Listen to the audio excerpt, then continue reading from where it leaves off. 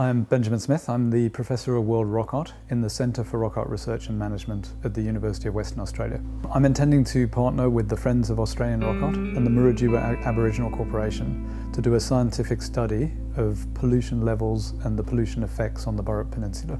The point of this project is for the first time to provide hard and fast scientific evidence on the effects of pollutions. What pollution is currently being emitted? What will the long-term effects of that be upon the rock art itself? And our aim, of course, to think about how we can actually work with industry and government and civil society to mitigate that. The level of emissions of industries on the Burrup are very high by international levels, more than many small cities. The emissions that we're seeing from the industry in Burrup are emissions that can cause quite serious acid rain. They can also have a fertilizer effect and therefore increase the risk of fires on that environment. We can also see the effects of acid rain on some buildings in the Burrup with concrete, raw concrete being etched.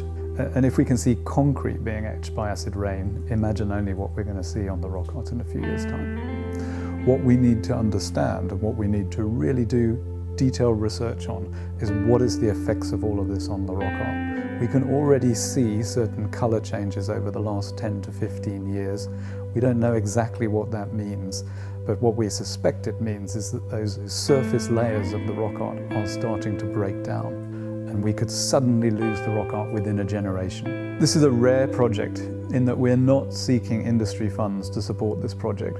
Part of the problem in the past is that industry has supported its own monitoring, and that leads to studies that are not neutral. This has to be an entirely independent, transparent project that shows what effect pollution is having on the Burrup and what we can do about it.